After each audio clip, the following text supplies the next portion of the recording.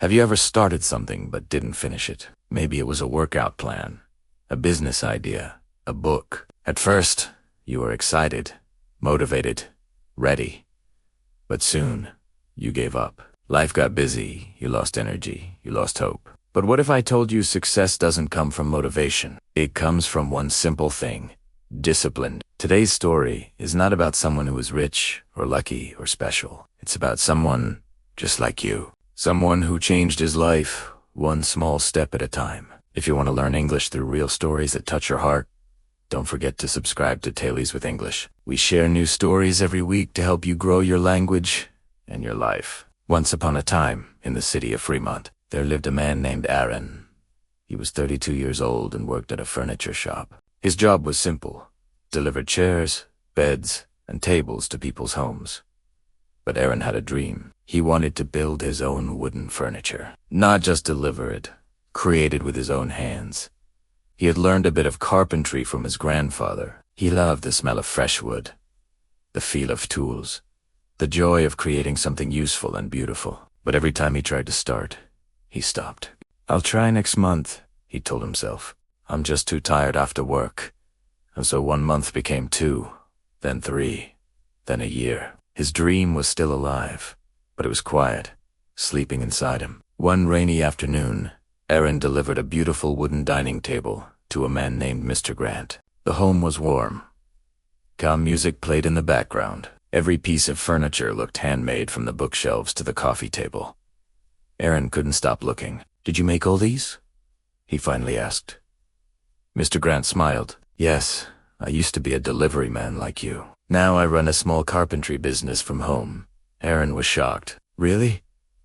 Mr. Grant nodded. "Yeah, I started small, woke up early, worked 1 hour each day before my job, even when I was tired, even when I didn't feel like it." "But how did you stay motivated?" Aaron asked. "I didn't," Mr. Grant replied. "I was disciplined. Motivation is like the wind.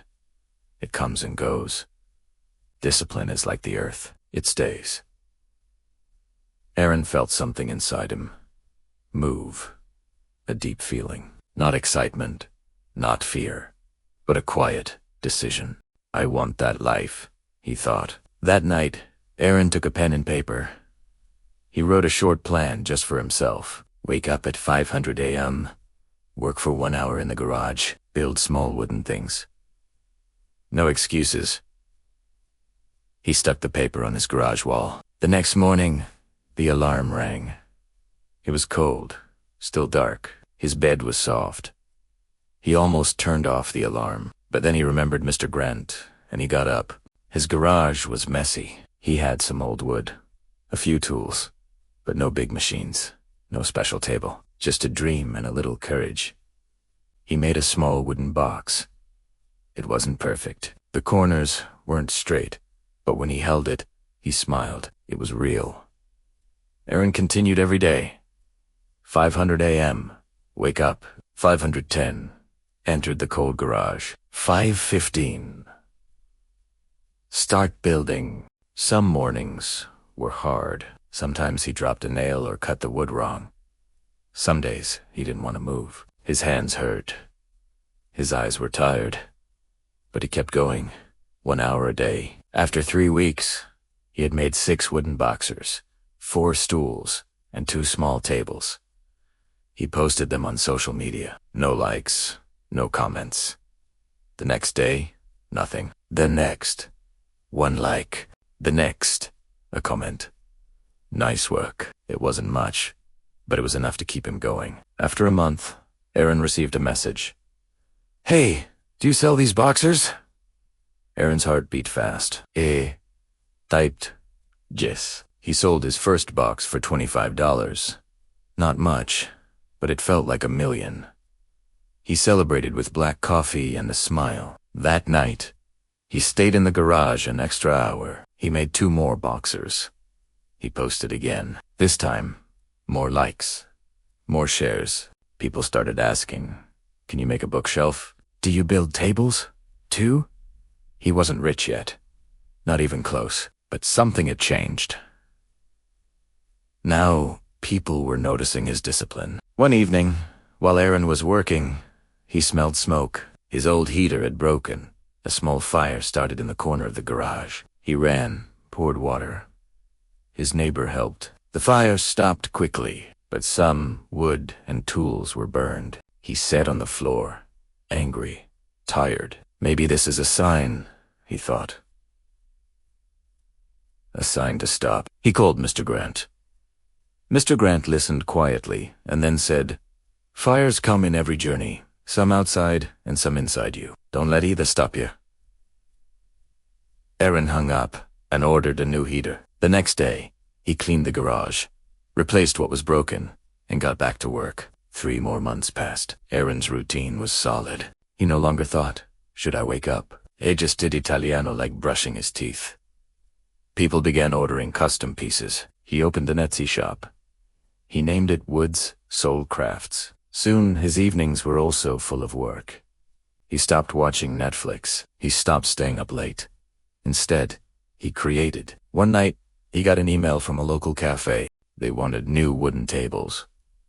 The order was big. Aaron felt scared. "I can't do this alone," he thought. So, he asked a friend, Louis, who was also into woodworking. Louis agreed to help. Together, they worked late nights, delivered the tables in 2 weeks. The cafe posted photos, tagged Aaron's shop. Orders doubled, but success brought pressure. Customers expected faster results. Some people complained. Too expensive. One person returned a stool, saying it was unstable. Aaron started to feel anxious. Was he really good enough? He missed 3 morning sessions. He stayed in bed longer. He started to doubt himself. One morning, he stood in front of the mirror. His face looked tired, but his eyes were still full of fire. He whispered to himself, "I didn't come this far just to stop." He opened the garage door, breathed in the smell of fresh wood, and picked up his hammer. 1 year later, Aaron had moved into a small workshop.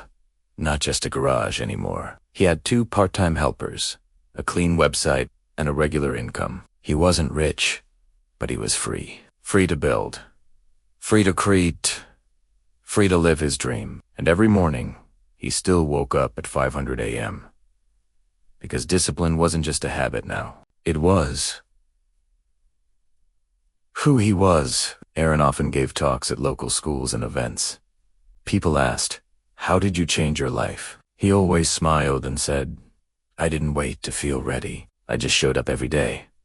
Then he would point to his favorite quote written on the workshop wall. "Discipline is choosing between what you want now and what you want most." So, if you